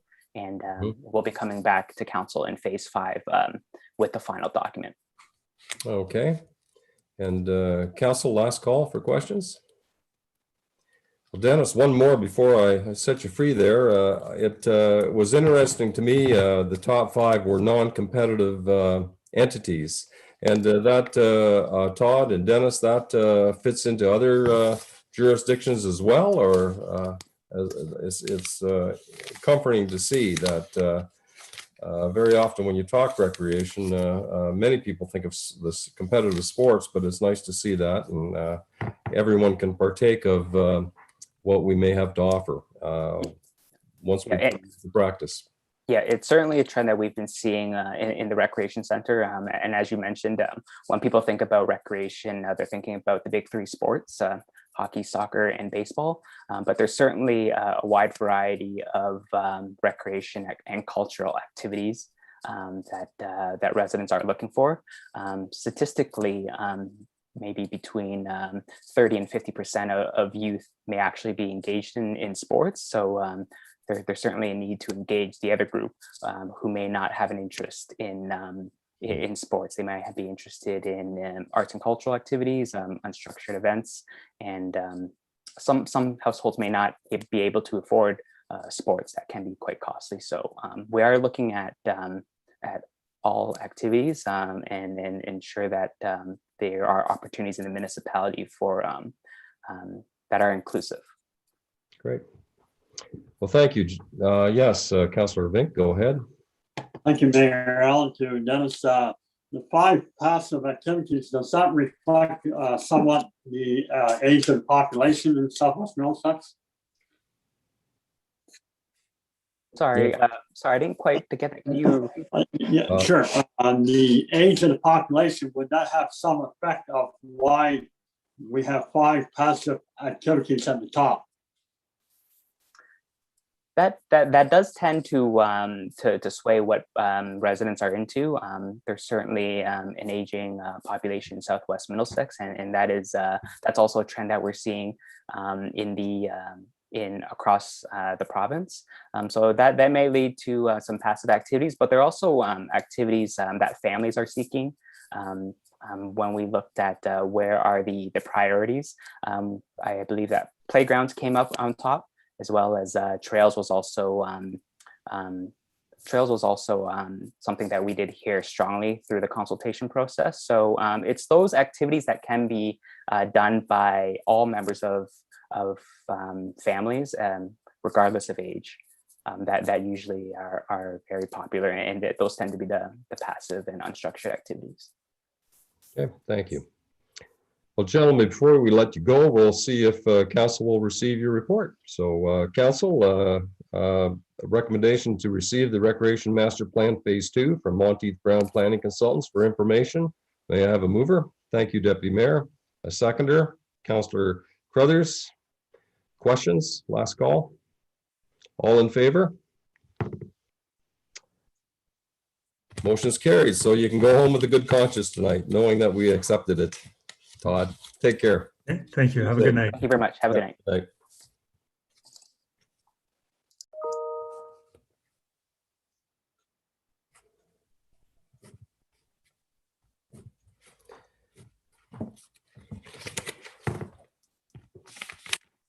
There is a section 78 before us that council accept the request filed under section 78 of the Drainage Act for Range 2 North South part of Lot 20 to enclose the Sutherland Drain, and that the drainage superintendent contact Lower Thames Conservation Authority and other authorities to ensure legal compliance, and that staff be directed to have scoping and determine the extent of the work, and that the drainage superintendent report back to council after these items have been completed. Would someone move that recommendation? Thank you, Councillor Crothers, and seconded by Councillor Vink. Are there any questions? Seeing none, all in favor? Carried. Andrew, I'm going to let you in here, okay?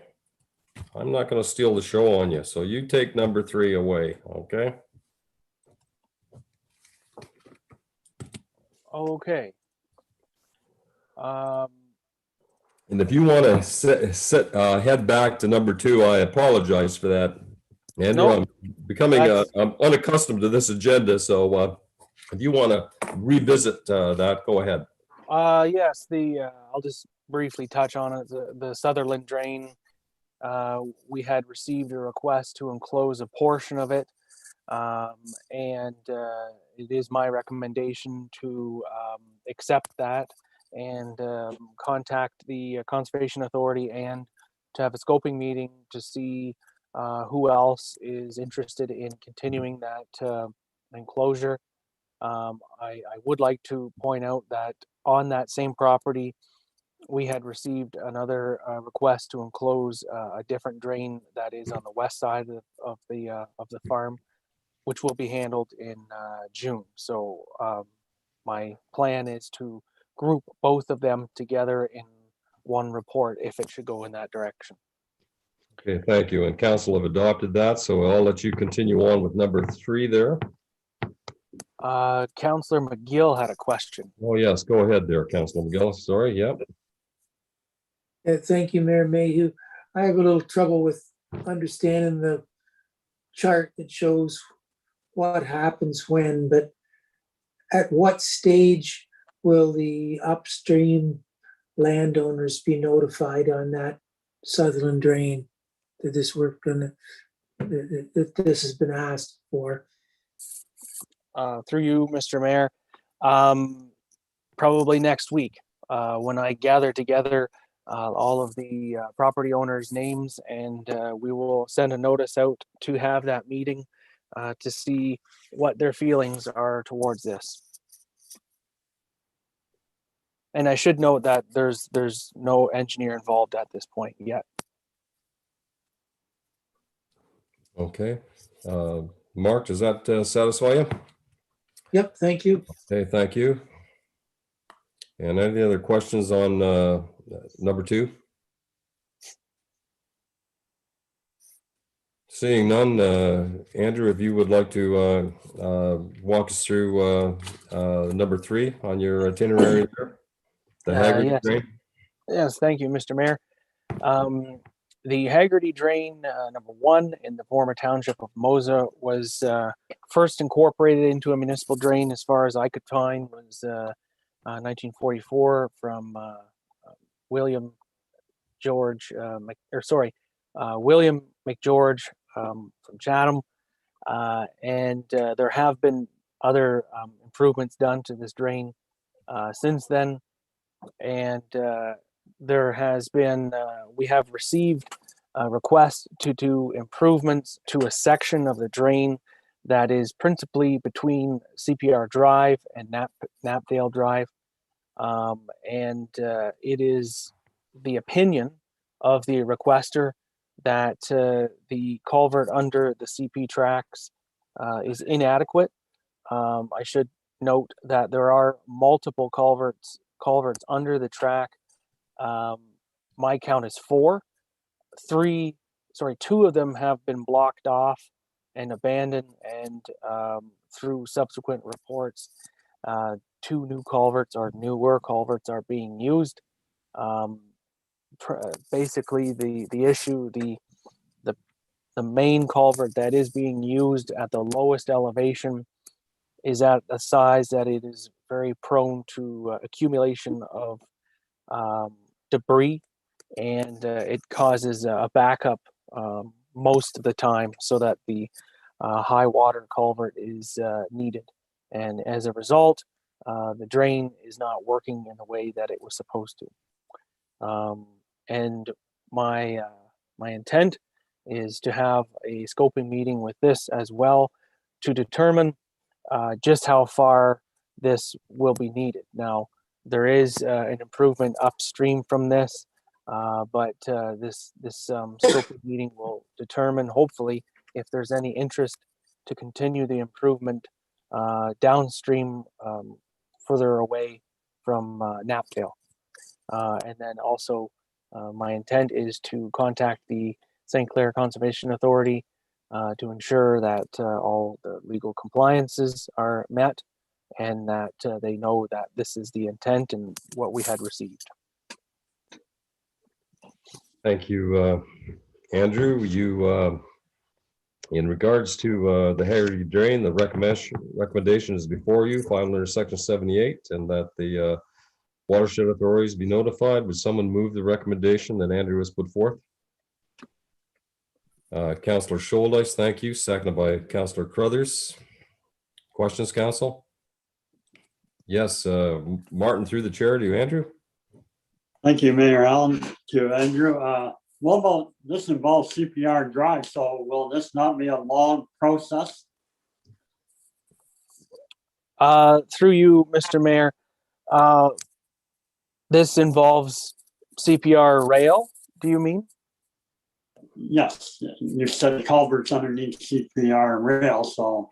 Yes, realistically, it will be it will take some time. Yep. Okay. All right. Any other questions? I'll call the motion. All in favor? Raise your hand. Carried. And Andrew, you're at the McFarland Drain. If you'd like to enlighten council on that, please. Yes, thank you. The background to this is council, I'm sure, will remember that we had a report on this for the a bridge installation, and that was completed by Spreet and Associates. And we had sent out requests for contractors to submit bids on this project, and you will see the list of the contractors. The lowest bid before HST was JLH Excavating at $17,456, and you can see the date range of when that they projected it be completed. And I do recommend, based in part by the engineer, that we do accept the lowest tender from JLH Excavating. Everything seems to be in order with that tender. Great. Council, any questions directed to Andrew? May I have a mover for his recommendation to accept the lowest tender? Thank you, Deputy Mayor Wilkins, seconded by Councillor Scholdice. Questions again? All in favor? Motion is carried.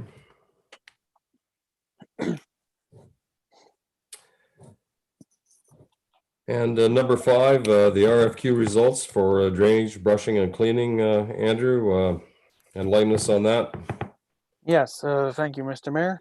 You will see that there's 4 drains that we had put out for request for quotes, and the May and Switzer drain were put together into one because it is basically, I guess, practically speaking, one drain.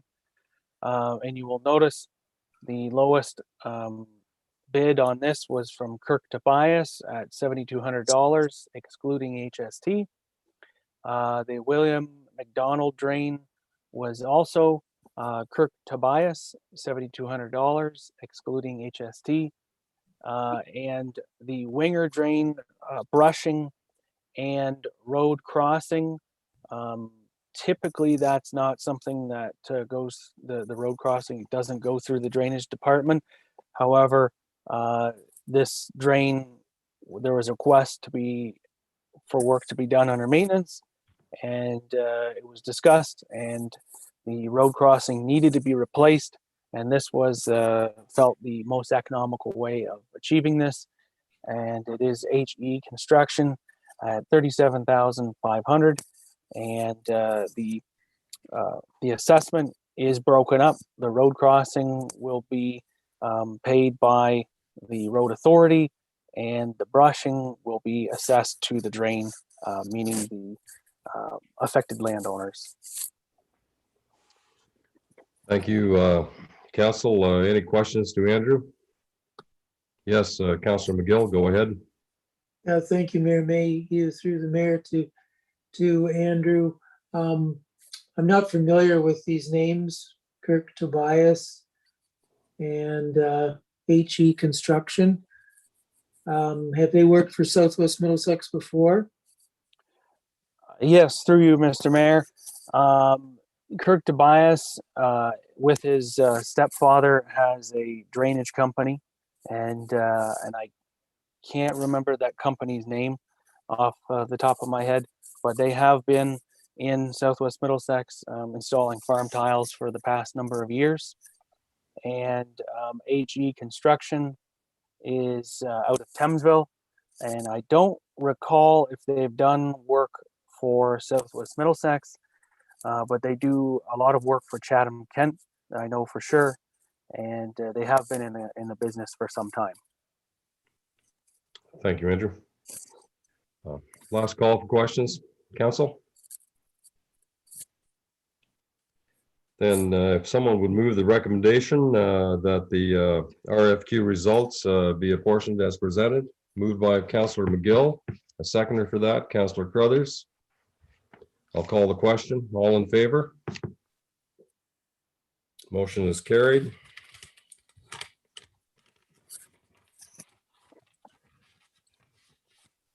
And Greg, we're down to your participation here. Number 6, the RFP results for the modeling of water and wastewater systems.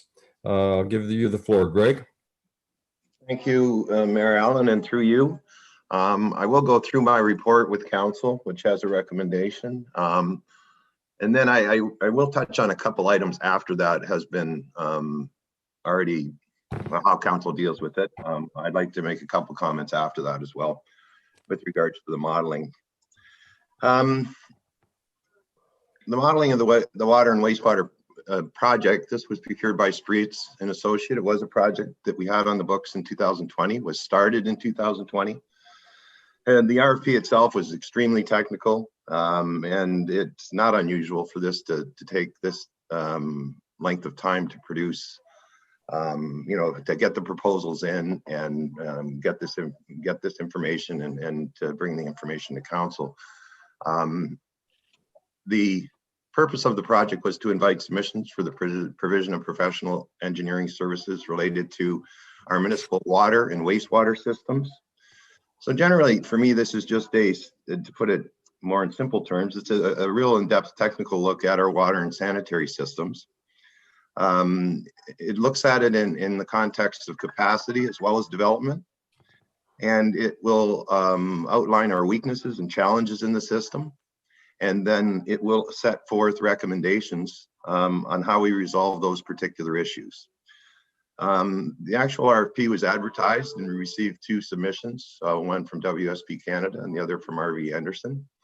The actual evaluation, I've included the evaluation criteria in this particular staff report. Basically, which is it is a 2-envelope system where we review the technical part of the proposal first. And if the proponents meet a minimum threshold, and in this case, the minimum rating was 49. If they met that particular threshold, then we would go on to envelope 2, which is the pricing for the RFP. If a company did not meet the threshold for the minimum rating of 49, then we would have not opened their second envelope. The actual project itself, it was $95,000 in the budget. The recommended cost that came in from the bid was $74,963.20. I've added taxes to that. This has produced a surplus to budget of $18,739.94. I do have a recommendation on the table, and that is that council approves the recommendation of Spreetz Associates for the selection of WSP Canada at a cost of $76,260.06, taxes included, for consulting engineering services for the modeling of the water and wastewater system within Southwest Middlesex. So that is my staff report, and I can certainly answer questions. Thank you very much, Greg. I'm sure it's complex. Council, questions to Greg through the chair? Are there any? Yep. Mike, you're okay? Yep. Okay. Greg, if I could, go ahead, Mike. Yeah, go ahead, Michael. Through you, Mayor Mayhew. I apologize. I've been just kind of having trouble opening up some of these attachments, so I'm not sure whether it's included or not, but I just wondered if we could get confirmation on which urban areas are included for this. Yep, go ahead, Greg, if you could. Yeah, through you, Mayor Allen. It will involve our water system, wherever our water system goes, and would also involve the sanitary systems in Glencoe and Wardsville. Okay, thanks. Yep. Any other questions, Council? Yes, I see Martin's hand first, followed by Councillor Cowell. Go ahead, Martin, and then Councillor Cowell on deck. Thank you, Mayor Allen. To Greg, would it involve possibility of sanitary sewers coming from Appin or Melbourne? Through you, Mayor Allen, at this point, it would be basically looking at our existing systems, but there will be a component of just a general look at, whether expansion is possible or not into those particular areas. But this will be an in-depth review of what we have currently, and pointing out again where we suffer in weaknesses and what the recommendations are coming forward to get these resolved, and doing all this in the context of current development, future development, as well as trying to pinpoint exactly what our capacities are. Because it's not a very easy thing to do when you get an application for a subdivision. we need current numbers so that we can say, yes, we can process your application.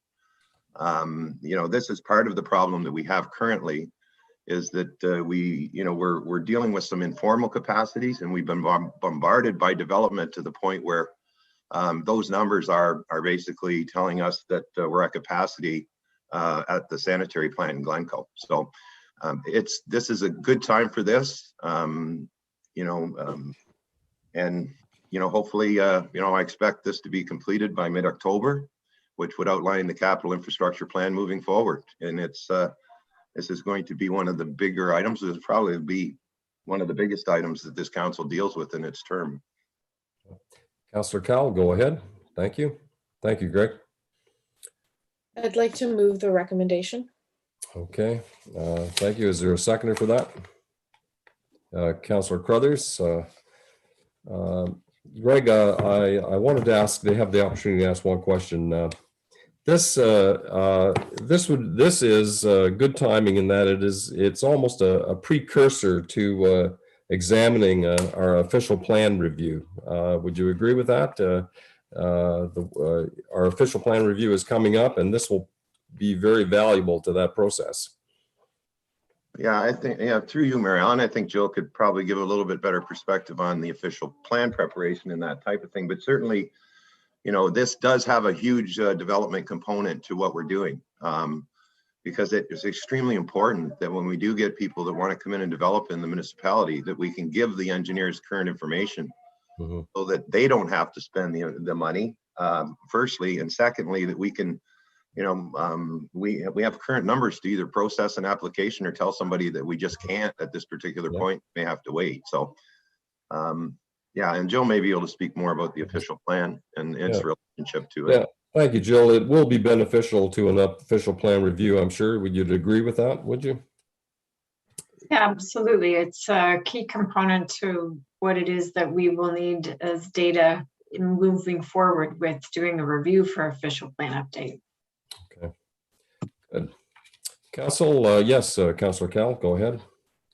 I'm not sure if the Deputy Mayor Wilkins is going to touch on this, but I was wondering if, while we're on the topic of infrastructure and doing a scoping analysis of our infrastructure, water and wastewater, if we could consider having a delegation at AMO to speak with the infrastructure minister. I remember about a month ago, we had a meeting with at like a town hall meeting with the prospective MPPs in this area about these issues. And I thought that we could just drive the matter home at AMO, talking about how we're growing and they want us to grow and they want us to have more subdivisions. But ultimately, it's difficult for us to meet that demand with the budgets that we're currently looking at.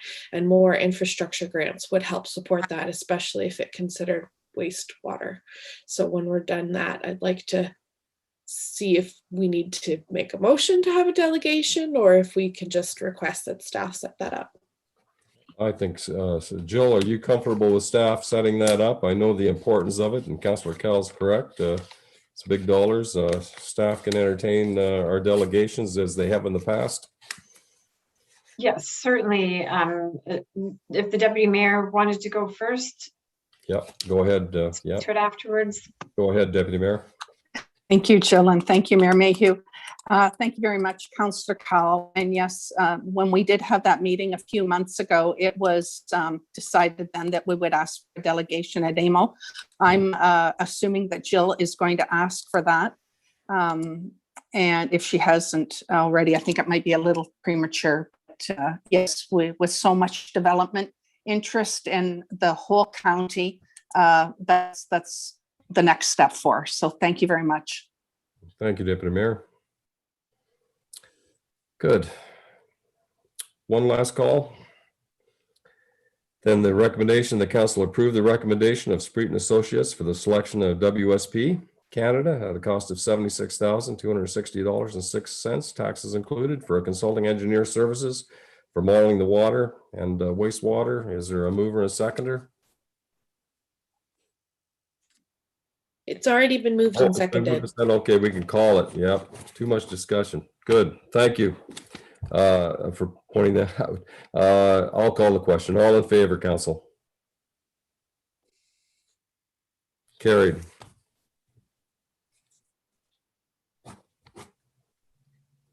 Thank you, Greg, very much. That an immense amount of work for your department, and thank you, Jill, for your contribution to that as well. Mayor Allen, can I just mention those couple things that I said I would after the report was done? Yeah, by all means. Yeah, go ahead. And it's further, and through you, certainly Councillor Vink, who raised one of the challenges that we've identified in our in the modeling of our system, which is the poor pressure and volumes that we have in Appin. Currently there's no solution to that particular problem. We can't just like turn a lever up and say, here's more water. So, that has been identified as a challenge in our community, and it is a negative aspect of development in Appin. So that will be one that's looked at, and certainly, the suggestions on what we need to do infrastructure wise to improve that will be made in this particular document. The other area that's a very serious situation that we have in the municipality is our pinch point at Victoria Street in Glencoe and our infiltration in the system. And, the fact that we just can't get enough effluent to the plant. And, we in every case where we have a development in our municipality, our ECA needs to be changed. So if you extend our sanitary system into a new development, then the engineers are making application to change our ECAs with the ministry, with the provincial government. And the provincial government has now started to ask us questions about that particular event. So, one of the things that we will do immediately with the new consultant is that we will set out that particular issue as an issue that needs to be addressed right away. It's not an issue of infiltration. It is certainly, if you go back to when the sanitary system was installed in Glencoe, it was installed by the province in the early 70s. And, direct connections were made to the system without any care for connections of stormwater made to people's septic tanks and how they got rid of effluent at that particular time. So we have hundreds of homes that are connected to our sanitary system with stormwater. So that is a huge issue. Certainly, I think this municipality in the past has tried to deal with the infiltration issue, but that's not going to resolve our issue. We need to get more effluent to the plant. And, what we're getting from Aqua and their engineers, as well as the conversations that we're having with the operators, is that, we do have one pipe that extends from the Victoria Street pumping station to the lagoons. And we're going to have this consultant look at putting in doing an improvement at Victoria Street pumping station, as well as running another line to our lagoons. Because right now, and like I had said before, when we put our numbers in, we're at capacity at the sanitary plant. So with the dual alum project that council approved a year and a half ago, we doubled the capacity at the plant, but we can only put so much through one pipe. And with all these developments, it is very critical at this point that we resolve this issue in Glencoe. And it is not going to be a cheap fix. So, these are the kind of challenges that I, certainly have been raising, and certainly appreciate council and the deputy mayors and mayors meeting with the two local MPPs. And this is exactly what we were talking about. So I do not want council to not be aware of this issue, but immediately we will get this consultant to have a look at that issue at Victoria Street and the actual line that we have going there, and what it's going to cost us, and how it's going to happen to get more effluent to that plant. But this is one of our biggest challenges that we have when it comes to development right now. So I don't know if anybody's got any questions, but this is what we hope to get out of this document in the end, is it will identify these weaknesses, and it will set out the recommendations to get them resolved and the dollars associated with it. Okay. Council, in regard to Greg's last comments there, are there any questions? Well, we'll move on, but we know the problem is going to take money, isn't it? Number 9, council, on your agenda, our notice is a motion. There are none. Number 10, correspondence and petitions. I have none. And Jill, please notify me otherwise. Unfinished business. We have moved one item up, the Golden Associates report on the Limerick landfill. Jill or Greg, would you like to introduce that piece of correspondence? The council want to discuss that briefly. Is there an introduction to that you'd like to make, Greg or Jill? I can, through you, Mayor Mayhew. So I think this is just under new business. This is the report that is an annual requirement. So the testing that's captured in that particular report contains the things that the ministry approved through the ECA that we needed to report back on. And along with that, it includes recommendations related to the findings. So this is an annual report that we have to submit to the ministry, and Golder's doing it on our behalf until, I believe, 2024. And we will have to do it for much longer than that, but they'll be, that's our engagement with them. It really demonstrates the complexity and the need to have really skilled expertise, in my opinion, in order to cover what it is that we're obliged to through the ministry to say that do the testing, analyze the results, as well as then coming forward with recommendations. And maybe Greg will want to speak to a little bit about the recommendations. Yes, thank you, Jill. Go ahead, Greg.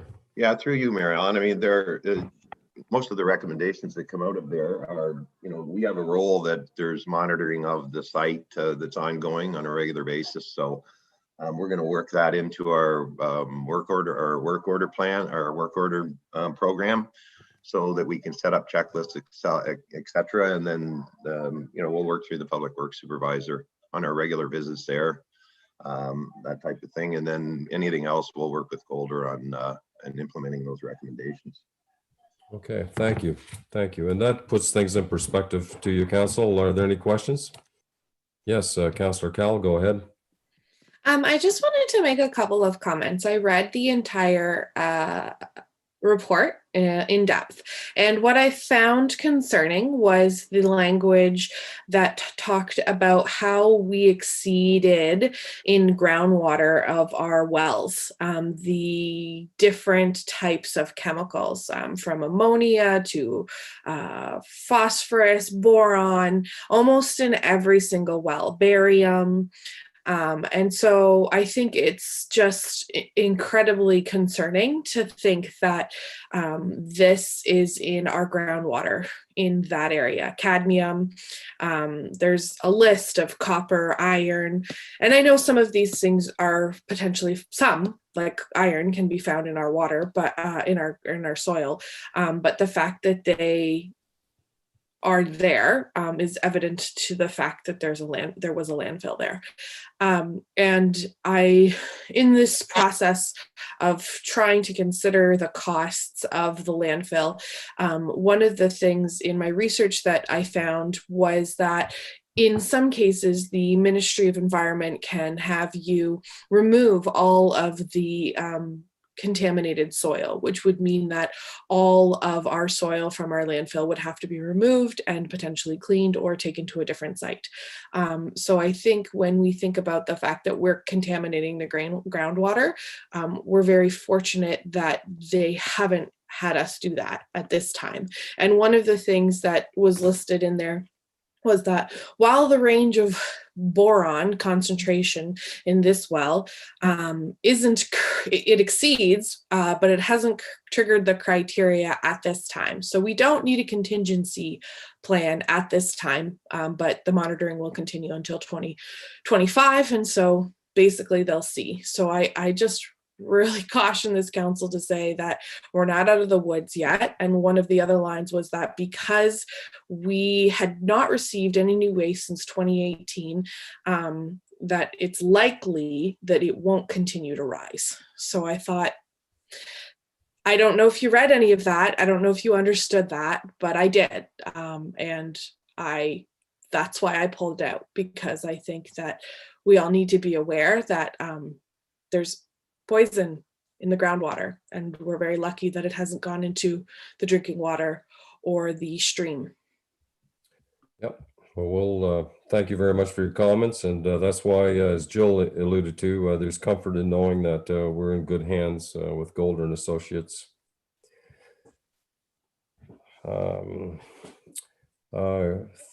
That is good. Council, because we withdrew that from the consent agenda, I'll ask for a motion that that be received, the Golder report on the Limerick landfill.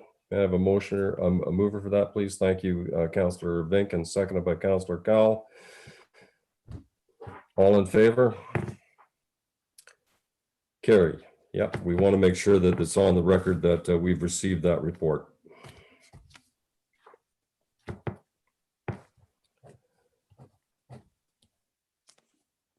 Are there any committee reports to council that I should be made aware of, council?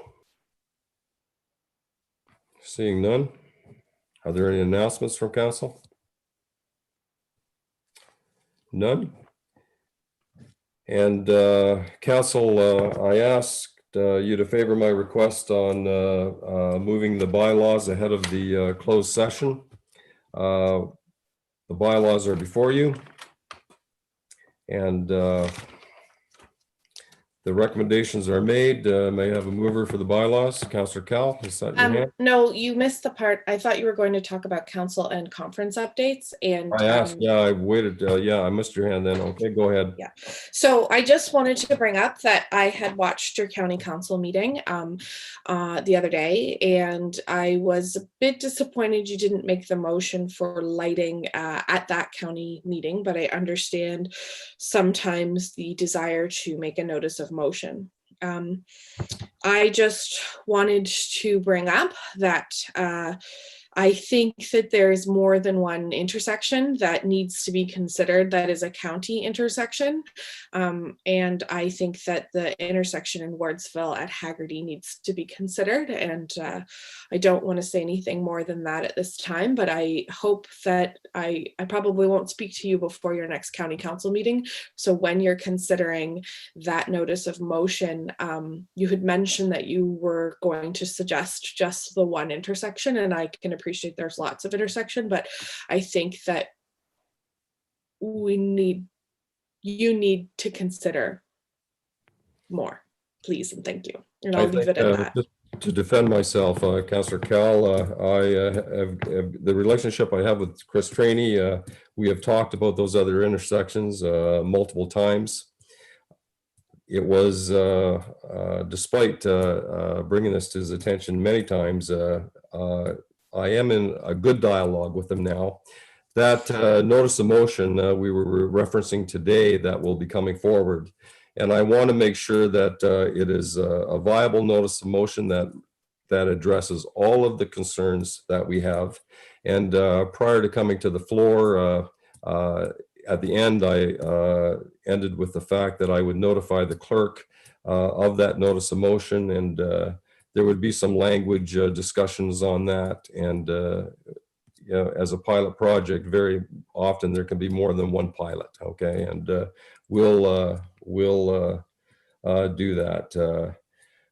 There has been some of these intersections have been in the public's discussion for decades. And in terms of the intersection at the one that is most problematic, Glendon Drive and Melbourne Road, there have been improvements there. There's been improvements at the intersection in Melbourne, improvements at the intersection in Appin, and Wardsville have higher standards than what is the minimum. So, but it is a concern, and certainly from what's on social media, we understand it is, and we represent the public, and that's why I was adamant that we have to move ahead on this. Yes, go ahead, Councillor Cowell. Just as a follow-up question, because I am passionate about Melbourne and Glendon, I'm not sure if any of you noticed in the police report about accidents, but the one death in 2019 in November, that was Maria Bunder. So we haven't seen the changes that we'd like to see. And I think that this is an opportunity to really speak for our community. And just as a reminder, you represent us at the county, not just all of us at this table. So I wanted to keep that in mind, and I'm sure that we'll hear more news as the night and the week continues. And so I just was asking that you keep an open mind that in light of today's events, we take into consideration more than one intersection. And they're always on my mind. I had some information on the accident that happened the other day, but it's confidential at this point in time, and I can't release it. But that will be coming out shortly, and I'll be talking with Chris Trainey on several occasions over the next week. So we'll certainly bring that up and see how it can be addressed as well. Okay.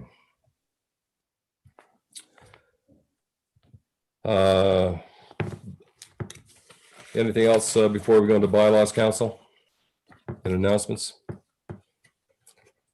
May I have a motion? Yes, Martin, go ahead. Yes, thank you, Mayor Allen. Yeah, I just wanted to comment. I know this was on social media. On the intersection of Glendon and Melbourne Road, I don't believe that the advertisement should be there. There shouldn't be any advertisement. That's a distraction. One distraction out of 1,000 people, that can cause an accident. And some people do look at those signs, and I do go there fairly often. And so I don't believe they should be there. Okay. Yep. No, I've heard stories on both sides. That was moved back. Jill and I were instrumental in that, negotiating that. They were moved back. Some people say the reflectivity off those signs actually is advantageous at night because it reflects back and shows you where the intersection is. But there is a difference of opinion on that, Councillor Vink, and I certainly respect your comments.